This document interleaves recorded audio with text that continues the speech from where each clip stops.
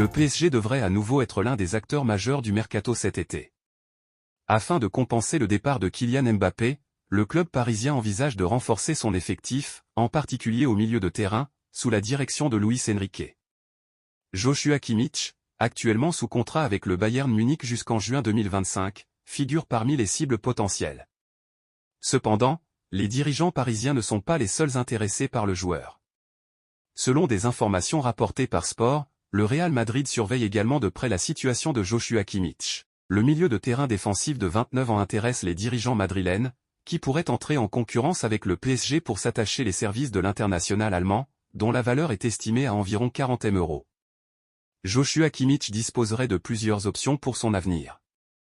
Outre le PSG et le Real Madrid, Arsenal, Manchester United, Liverpool et le FC Barcelone seraient également sur les rangs. Il reste à voir quelle décision prendra le joueur pour la suite de sa carrière. Le Real Madrid aurait trouvé un accord pour les signatures de Lenny Yoro du LOSC et de Franco Mastantuono de River Plate. Après avoir réalisé un coup majeur en recrutant Kylian Mbappé gratuitement en provenance du Paris Saint-Germain, les dirigeants madrilènes poursuivent leur offensive sur le marché des transferts.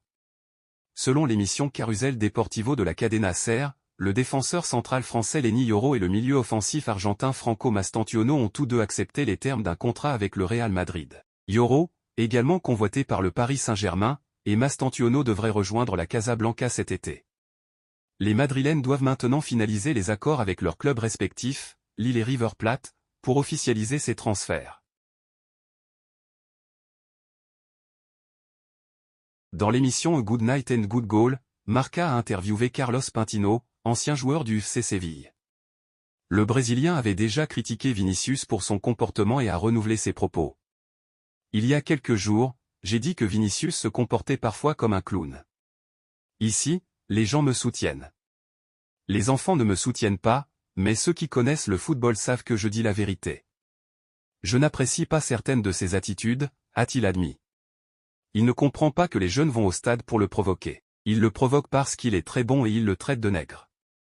Il devrait ignorer ces provocations. S'il réagit, c'est ce que les gens veulent, a-t-il ajouté. Pintino a également abordé les déclarations de Vinicius concernant le racisme en Espagne. Je n'ai rien contre Vinicius. Je souhaite qu'il progresse encore, mais je n'ai pas apprécié qu'ils disent que l'Espagne est un pays raciste. Je vis ici depuis 45 ans et l'Espagne n'est pas un pays raciste. S'il n'est pas heureux ici, il peut partir. Qu'il aille en Angleterre ou ailleurs. Il a également critiqué Ancelotti, qu'il considère responsable de certaines attitudes de l'attaquant. Ancelotti le gâte trop. Il est vrai qu'il s'est un peu amélioré. On est très bon mais on ne peut pas provoquer à tout bout de champ, a-t-il déclaré. Endrick a lui aussi été visé par Pintino, c'est un joueur qui n'a encore rien prouvé dans le football. La presse en fait beaucoup trop. L'autre jour, j'ai vu qu'on le comparait à Pelé. Il a des qualités, mais le comparer à Pelé, c'est très exagéré. Enfin, comme lors de sa première sortie, il a également critiqué Casemiro. Je suis très clair sur une chose. J'ai moi-même joué comme milieu défensif. J'ai vu Mauro Silva et Mario Silva. J'ai critiqué les milieux de terrain qui ne savent que récupérer des ballons. En plus de courir, il faut savoir jouer, a conclu le Brésilien, visiblement en verve. 10 jours auparavant, Kylian Mbappé s'est fracturé le nez lors d'un match contre l'Autriche après une collision avec l'épaule de Kevin Danso.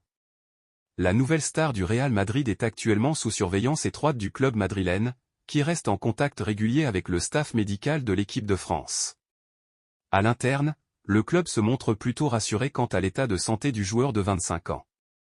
Le 17 juin, l'attaquant et capitaine de l'équipe de France a vécu un véritable cauchemar. Après une première prestation mitigée dans cet Euro 2024, l'ex-star du PSG a subi un violent choc au visage lors d'un corner, en heurtant l'épaule de Kevin Danso.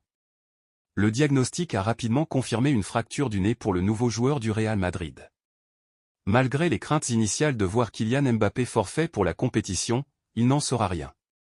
Sans nécessité d'opération, le numéro 10 des Bleus a pu jouer lors du dernier match de poule contre la Pologne, où il a marqué son premier but de la compétition sur penalty, après avoir été ménagé contre les Pays-Bas. La signature de Mbappé au Real Madrid, officialisée peu avant le tournoi, a suscité des interrogations quant à son état de forme. Selon les informations de l'équipe, les staffs médicaux du Real Madrid et de l'équipe de France échangent régulièrement. En plus de Mbappé, le Real Madrid est représenté par Ferland Mendy, Eduardo Camavinga et Aurélien Tchouaméni. Le quotidien sportif indique également que le Real Madrid ne met pas de pression sur l'équipe de France pour ménager sa nouvelle star. Il va plutôt bien, a confié un membre du club espagnol à l'équipe. Nacho, dont le contrat avec le Real Madrid se termine le 30 juin, rejoindra Al-Qadsia pour la nouvelle saison. Le club saoudien a annoncé ce jeudi le transfert libre et gratuit du défenseur espagnol de 34 ans. Lors d'une conférence de presse avec l'équipe nationale espagnole, Nacho a partagé ses sentiments sur son départ du Real Madrid. Formé au Real Madrid, Nacho s'apprête à découvrir un nouveau club à 34 ans.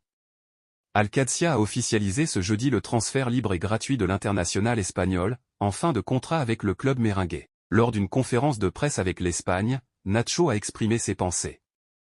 Mon départ du Real Madrid ? C'est la décision la plus difficile de ma vie. C'est une décision mûrement réfléchie.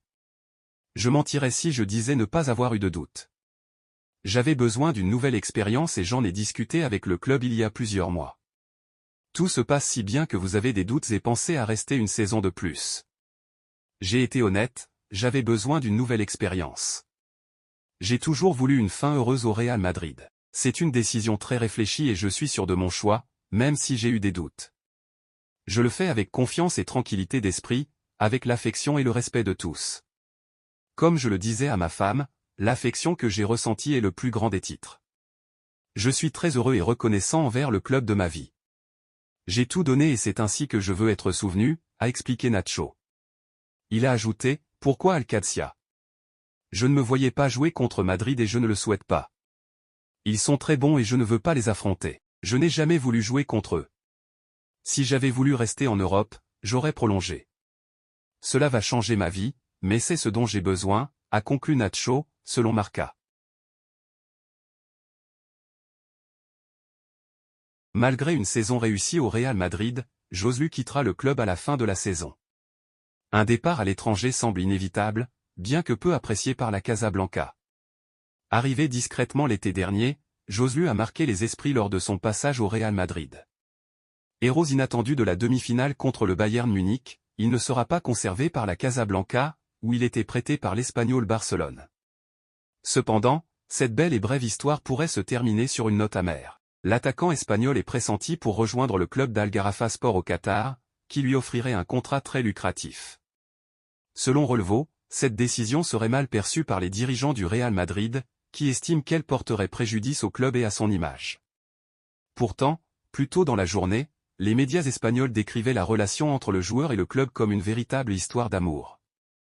D'après leurs informations, le Real Madrid aurait offert un cadeau de départ significatif à Joselu en l'achetant définitivement. Bien que cela puisse sembler surprenant, le numéro 9 devait retourner à l'Espagnol Barcelone à la fin de la saison. Dans ce cas, il n'est pas certain que le club promu en Liga l'aurait laissé partir pour une somme modique. En activant une clause de 1,5 million d'euros, le champion d'Europe envisageait de le libérer de son contrat afin de lui permettre de choisir librement sa prochaine destination. Avec l'arrivée imminente de Kylian Mbappé, Joselu risquerait de se retrouver relégué au second voire au troisième plan. Si l'entourage d'Arda Güler demande un temps de jeu accru pour la saison prochaine et envisage un départ sous forme de prêt, le Real Madrid a fermement refusé cette option. Explication. À l'occasion de l'Euro 2024, Arda Güler, 19 ans, est perçu comme un talent prometteur au sein du Real Madrid, suscitant à la fois intérêt et précaution. Aligné à 13 reprises cette saison, Güler n'a jamais exprimé un mécontentement notable. Cependant, son entourage a envisagé un départ en prêt pour acquérir plus d'expérience. Liverpool et la Real Sociedad ont récemment manifesté leur intérêt pour cette possibilité, entamant des discussions avec les dirigeants madrilènes. Ces derniers ont été catégoriques, Güler ne quittera pas la capitale. Selon des informations rapportées par Marca en Espagne, le Real Madrid reconnaît que leur jeune protégé pourrait bénéficier d'un temps de jeu accru dans un autre club. Toutefois, le club a tiré des leçons du passé, notamment des prénoms concluants d'Andry Lunin et de Régnier, qui n'ont pas su s'imposer. Le Real Madrid ne souhaite pas compromettre le développement de Güler avec un prêt potentiellement non bénéfique, préférant le suivre de près et l'accompagner quotidiennement dans sa progression. Carlo Ancelotti le surveille attentivement. Le défenseur central Rafa Marin, actuellement prêté au Deportivo Alavés, s'apprête à quitter le Real Madrid pour rejoindre Naples. À 22 ans, Marin a connu une saison remarquable avec Alavés, disputant 33 matchs de Liga et enchaînant des performances solides. Bien qu'il soit sous contrat avec le Real Madrid jusqu'en juin 2026, le jeune international espoir espagnol est sur le point de changer de club. Selon les informations de TMW, les négociations entre le Real Madrid et Naples ont abouti à un accord de transfert évalué à environ 9 millions d'euros. Rafa Marin aurait également trouvé un accord personnel avec Naples pour un contrat courant jusqu'en juin 2029.